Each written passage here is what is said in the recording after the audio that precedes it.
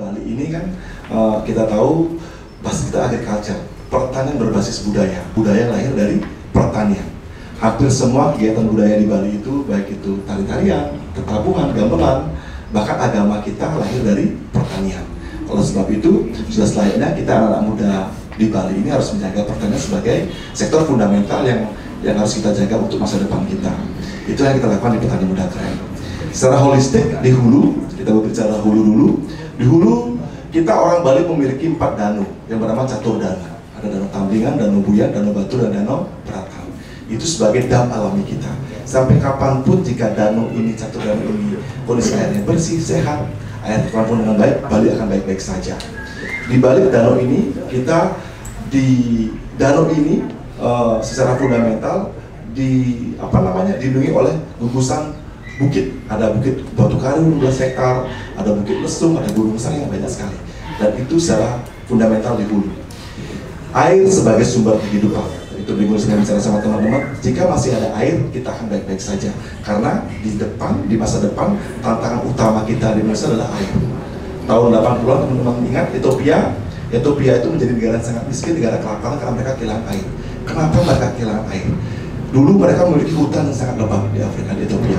Tapi di tahun 80-an, masyarakatnya membuat hutan untuk kepentingan ekonomi, untuk kepentingan kayunya dijual.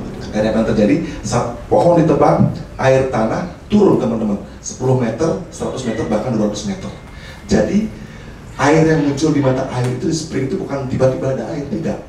Bukan karena ada air, ada pohon. Tapi karena ada pohon, maka akan keluar air. Jadi ini menjadi konsep fundamental. Jadi oleh sebab itu kita wajib menjaga hutan-hutan kita di Pulau Bali. Karena ada pohonlah maka akan keluar air. Akar itu saat dia banyak pohon-pohon ini, mereka bertemu, mereka akan menarik air. Air-air yang ada di permukaan ini akan menjadi mata-mata air baru. Itulah sebabnya danau-danau kita kenapa sampai sekarang masih penuh, karena mata airnya masih banyak. Tapi kalau teman-teman ke Buyan, nanti ke Tamblingan, bisa lihat ya, danau sangat surut. Siapa di sini yang pernah camping di Buyan atau Tamblingan? Pernah lihat nih? Makanya danau sangat surut ya, betul apa betul? Betul ya, itu menjadi isu kita ke depan, itu menjadi warning buat kita orang Bali. Karena ke depan, kita di selatan, di Badung, di Denpasar, kita nggak tahu air dari mana kan. Tiba-tiba ada air aja, di urat air di bawah, itu semua dari atas, dari catur danau kita. Itu yang memberikan air kita di bawah. Itu harus kita jaga, secara holistik kita harus bersama menjaga air kita di Pulau Bali. Dan kami di Petani Muda Keren secara sadar selalu mengedukasi adik-adik kami untuk itu menjadi air sebagai sumber kehidupan. Kita percaya orang Bali air itu wisnungi. Air itu apa? Sebagai sumber kehidupan. Jadi saat ada air kita akan baik-baik saja. Tanaman akan tumbuh, hewan akan hidup, gitu. Kita pun akan hidup. Tapi bayangkan jika tidak ada air, apa yang terjadi ya? Kehidupan akan terganggu. Air sebagai sumber kehidupan. Di hulu kita sebagai petani menjaga air secara sadar. Kita punya gerakan Bali Menanam. Kami menanam ratusan ribu pohon sudah hampir 4-5 tahun ini. Ini bulan Februari kita belum ada gerakan menanam, Setengah mungkin ada di akhir bulan. Jadi kita menanam pohon-pohon di Bukit Lesung, gunungnya banyak sekali pohon-pohon. Karena hari terbaik menanam adalah hari ini, teman-teman. Hari ini. Jadi jangan cuma ingat. Jadi kenapa kita punya gerakan Bali Menanam? Jika anak-anak muda kita ikut menanam, tahu menanam, mereka pasti akan berpikir saat menebang. Coba deh teman-teman, sering nanam pohon, saat diminta nebang pohon pasti berpikir. Karena saat teman-teman nanam mungkin pohon manggis, itu pohon mangga yang ada di depan kita, itu umurnya dia butuh waktu 10-15 tahun. Nebangnya kita butuh waktu cuma 5-10 menit saja. Sedangkan dia butuh waktu tumbuh sangat lama. Jadi kenapa kami di Petani Muda Keren ada gerakan Bali Menanam? Itu kita mengedukasi adik-adik kita untuk ikut gerakan Bali Menanam. Karena dengan menanam mereka jadi sadar, oh ternyata dengan saya menanam saat ingin menebang pohon pasti akan berpikir begitu. Jadi menanam itu sangat penting. Satu pohon itu kalau teman-teman pernah lihat analoginya sama dengan dua manusia kita hidupi begitu. Karena sebenarnya manusia ini, teman-teman, kita itu hidup kita itu setengahnya ada di pohon. Karena kita menghasilkan CO2, pohon-pohonan butuh CO2. Kita membutuhkan O2, pohon-pohon menghasilkan O2. Jadi Eka Pramana ini adalah saudara tua kita. Jadi kita nggak akan ada kalau tidak ada tanaman, tidak ada tumbuhan. Itu konsep holistiknya. Karena setengah hidup manusia itu ada pada tumbuhan, gitu. Karena kita membutuhkan oksigen, kita mengeluarkan CO2, mereka membutuhkan CO2, mengeluarkan oksigen. Jadi ini holistik sekali. Oleh sebab itu, kita sebagai anak muda wajib menjaga itu. Nah itu di hulu ya, terkait air dan tanaman. Kenapa ini penting? Karena ini yang fundamental. Air, tanaman, yang kedua tanah. Kami di Petani Muda Keren mengedukasi masyarakat kita terkait ekonomi hijau, bertani yang ramah lingkungan, bertani yang sangat alam, bertani organik, bertani nature farming. Kenapa harus organik? Danau Batur sedimentasi kemikalnya luar biasa besar. Danau Tamlingan juga sama. Jadi di lapangan mungkin teman-teman media, teman-teman jurnalis boleh lihat sekali ya. Semalam kita di Goblek mengkonsumsinya air danau. Jadi mereka minum air danau. Mereka punya mata air, tapi airnya turun ke desa di bawahnya. Karena desa mereka desa paling tinggi, desa paling atas. Yang dapat desa Gesing, desa Banyuwangi, Mulut dan sebagainya. Teman-teman desa Goblek dia ngambil air dari danau Tamlingan. Apa yang terjadi? Banyak adik-adik kita, anak-anak kecil di sana yang maaf ada permasalahan dengan otaknya, dengan pertumbuhannya, karena yaitu meminum air yang tidak sehat, meminum air dari sedimentasi air danau yang sudah terkontaminasi chemical cukup tinggi. Nah ini terkait kenapa kita harus bertani organik, kenapa kita harus bertani yang ramah lingkungan, karena dengan sadar kita sudah menjaga tanah kita, yang kedua kita menjaga air kita menjaga kehidupan, dan yang paling fundamental dengan kita bertani organik secara cost produksi semakin tahun semakin rendah. Gitu. Petani kita kenapa banyak yang miskin teman-teman? Karena maaf, petani banyak dosa. Kenapa petani banyak dosa? Banyak petani kita di area Bedugul, Baturiti tidak berani makan sayurnya sendiri. Kenapa? Karena mereka tahu disemprot pakai apa? Pagi ini disemprot pakai pestisida A, siang disemprot pakai insektisida B. Jadi mereka tidak berani makan sayur mereka sendiri.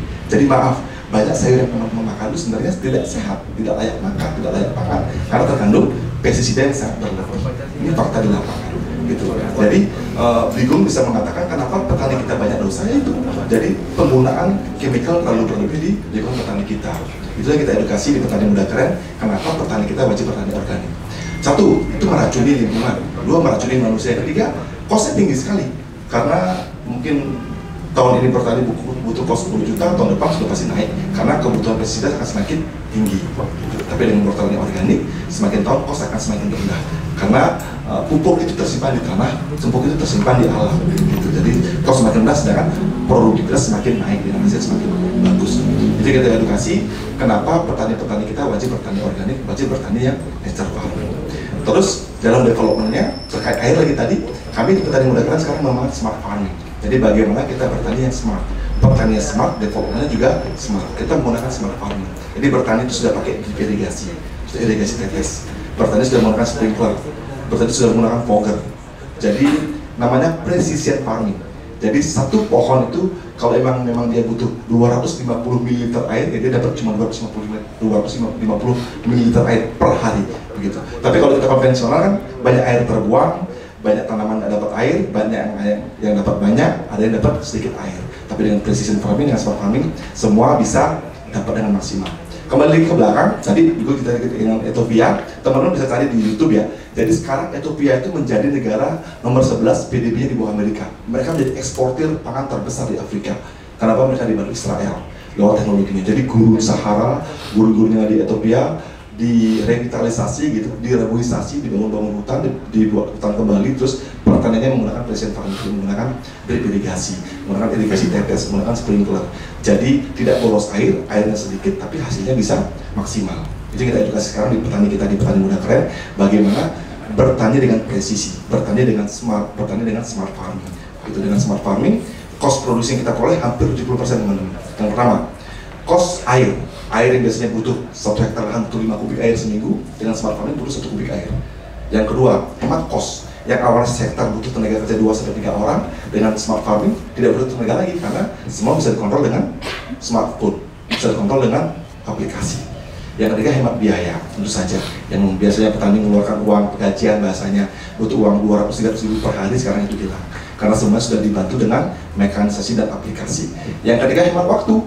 Petani itu di lahan, di lapangan, kalau menyiram, kenapa anak muda nggak mau jadi petani? Karena capek. Karena apa capek? Contoh, nggak usah 1 hektar, setengah hektar saja 50 hari lahan, butuh waktu 6-8 jam nyiram sehari. Bayangkan, kalau mau cepat butuh tenaga 2, lebih cepat butuh tenaga 3, butuh cost biaya. Tapi dengan smart farming, cukup dengan pencet tombol saja, semua sudah tersiram dengan presisi. Memang dibutuhkan cost di awal untuk mendevelop itu, tapi kita sudah edukasi ke petani-petani kita dengan 1 kali tanam cabai, cost smart farming sudah bisa break even point. Gitu. Itu kita edukasi sekarang di Petani Muda Keren, bagaimana kita berani smart dengan smart farming, dan kami diminta banyak sekali oleh Kementerian Indonesia untuk mengedukasi tentang smart farming. Mengenai smart farming, terus digitalisasi pertanian. Kami juga di PMK mengedukasi petani kita untuk menggunakan digitalisasi pertanian. Tantangan terbesar pertanian kita adalah big data. Di Indonesia kita tidak punya big data. Kita banding-bandingkan negara kita dengan Selandia Baru, dengan Jepang, dengan Vietnam, dengan Thailand. Mereka punya big data. Jadi kalau kita tanya pemerintah kita, Pak, bulan Maret besok berapa ada kentang? Berapa ton kita punya kentang? Mereka nggak tahu. Pak, bulan Juni besok berapa kita berapa ton punya wortel? Mereka nggak tahu. Nah, kami di Petani Muda Keren kita concern dengan itu, kita punya big data, kita buatkan aplikasi untuk petani kita, sehingga kita bisa punya big data. Jadi petani input data, kapan mereka tanam, apa komoditas yang ditanam, berapa luas lahan, nanti akan di-generate oleh algoritma, ada big datanya, jadi kita punya data. Jadi data itu penting untuk apa? Untuk pemasaran ujung-ujungnya. Jadi kita tahu kapan punya apa berapa. Bayangkan, kenapa petani sekarang banyak yang terapi, makin panen tomat 10 ton makin ngadol, kan gitu ya. Sekarang panen, sekarang jual, akhirnya harga nggak jelas, harga murah, kadang-kadang nggak laku, karena akhirnya tomat dibuang begitu. Tapi kalau kita tahu misalnya, oh bulan April punya tomat 10 ton, Februari sudah cari pasar, oh seton dijual ke sini, seton dijual ke sini, sudah punya preferensi, sudah punya planning untuk penjualan. Itu pentingnya big data. Jadi tidak kaget lagi, di mana dia punya barang banyak, bingung harus menjual kemana. Itu mengenai digitalisasi. Yang kedua, digitalisasi kita juga ada aplikasi, salah satunya, jadi untuk fair trade. Jadi petani tahu produknya berapa dijual di pasar, terjadi keadilan perdagangan. Jadi tidak lagi kejadian dibeli di petani semurah-murahnya, dijual di pasar semahal-mahalnya. Jadi itu kita lakukan di Petani Muda Keren. Jadi petani tahu berapa produknya dijual di pasar. Yang ketiga, kita juga mengembangkan tabung tani, fintech, peer-to-peer lending, crowdfunding untuk membantu petani. Jadi kita patungan, contoh ada petani butuh uang 10 juta, kita ber-10 patungan 1 juta, 1 juta, uangnya dikasih koperasi mengkonversi dalam bentuk saprotan. Jadi petani menanam kentang, diberikan bibit kentang, mulsa, pupuk, petani nanam setelah panen, diambil koperasi dikembalikan. Jadi masih close loop oleh untuk kami di Petani Muda Keren. Terus berikut kita sedikit mengenai pemasaran. Di masa pandemi ini memang demand di Bali luar biasa jatuh. Kami merasakan di sektor hilir kita turun 90%.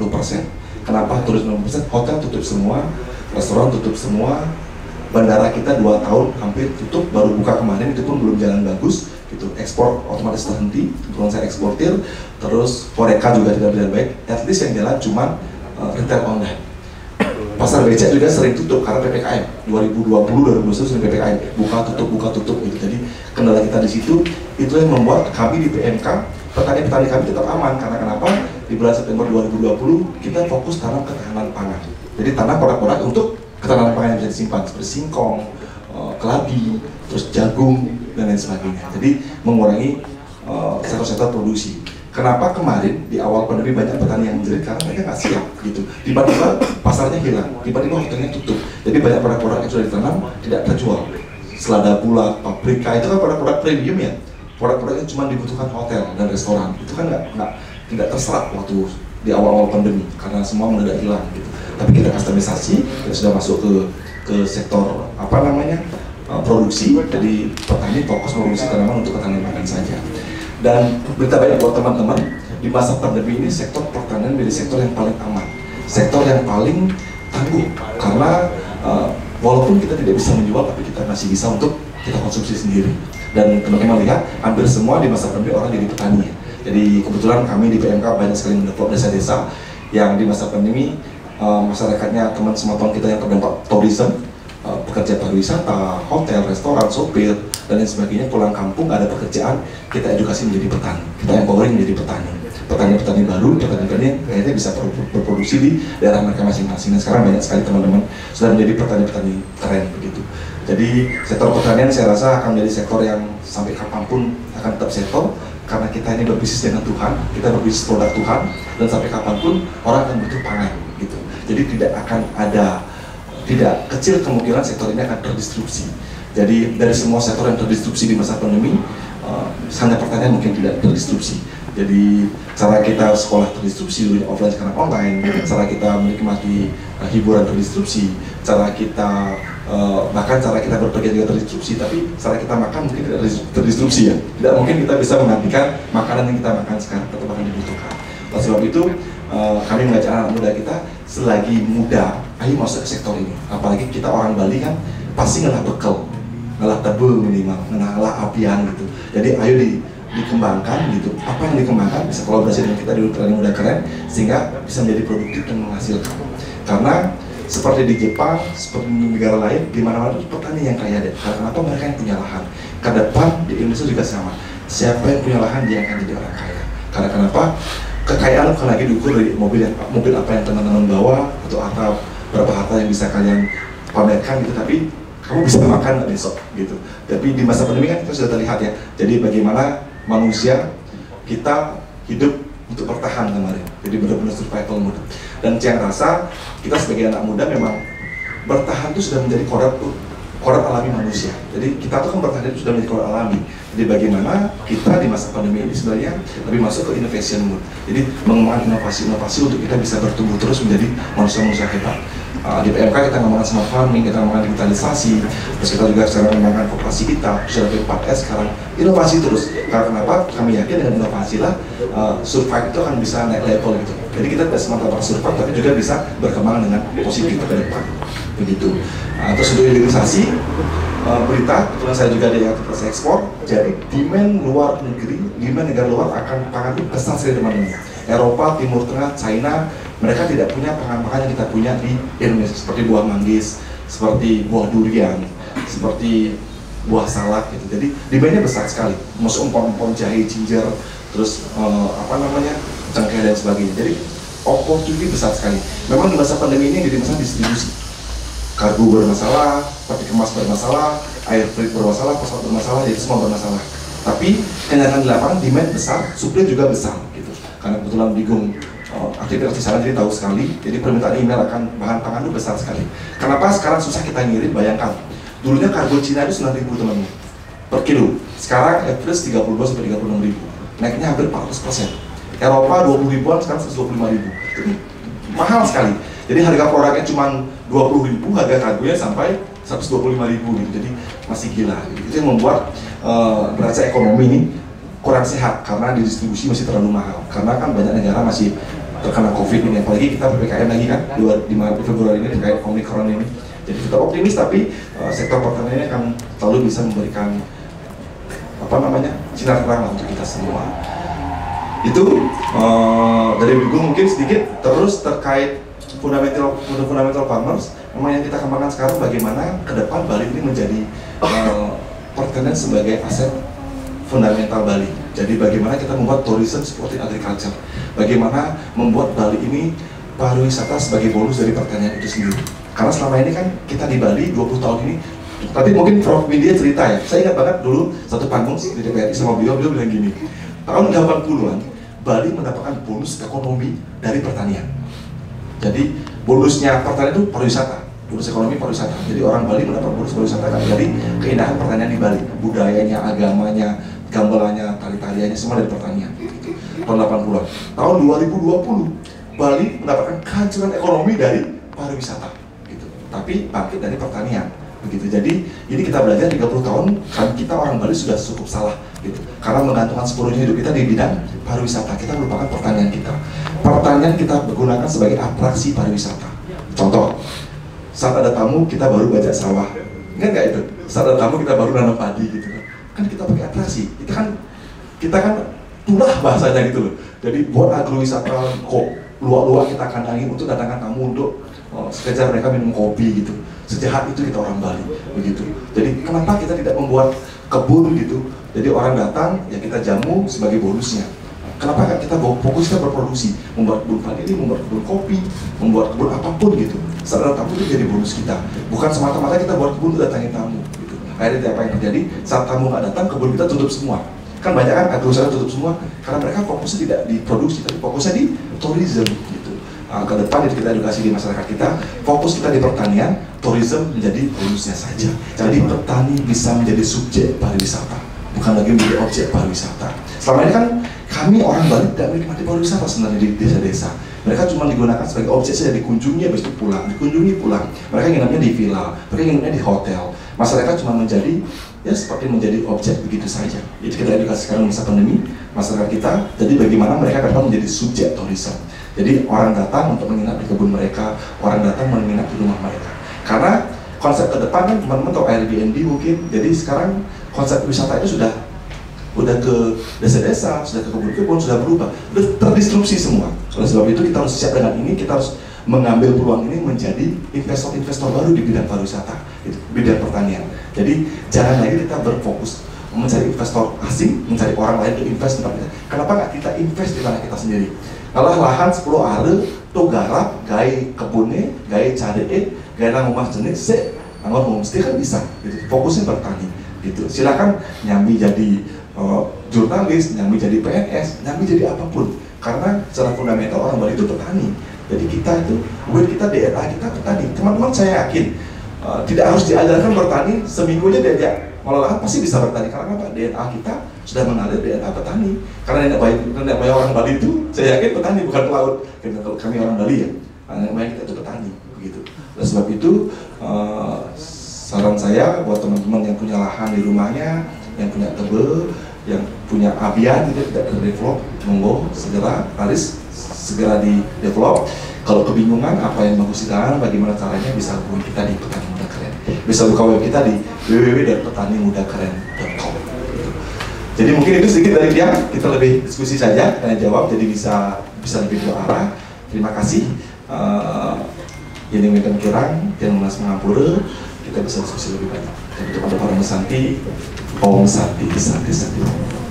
Jadi di sini saya mau nanya, tadi kan lebih ke bagaimana kontribusi dari pertanian ke pendapatan suatu daerah. Jadi di sini saya mau nanya, gimana sih cara petani muda keren ini untuk mengatasi beberapa permasalahan yang terjadi dalam bidang pertanian.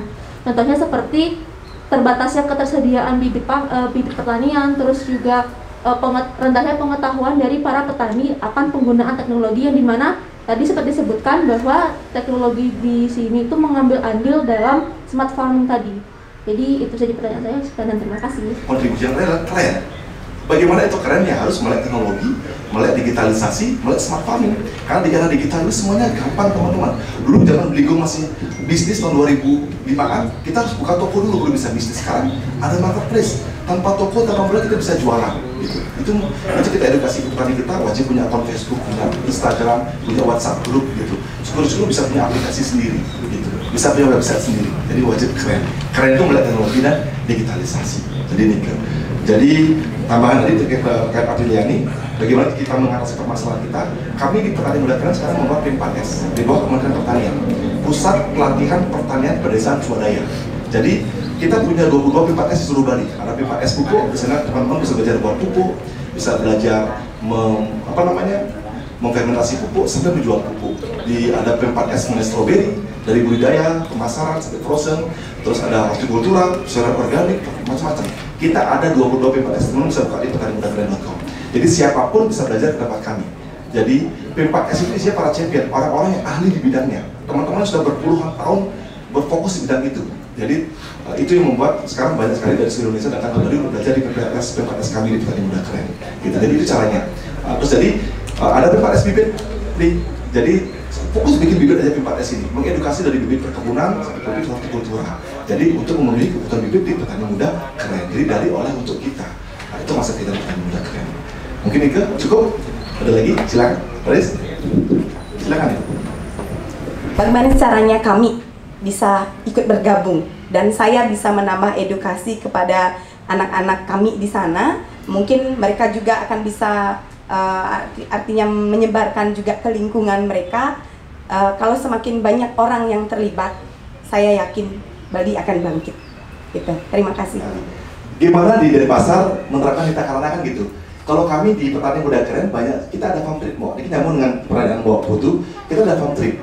Setiap 1 bulan sekali, konsumen kita di Bostres bisa lihat aktivitas petani kita di hulu, di Gobleng kita bertani. Jadi benar-benar ada engagement antara konsumen dan petani. Itu kita buat hilirisasi tadi juga nyambung.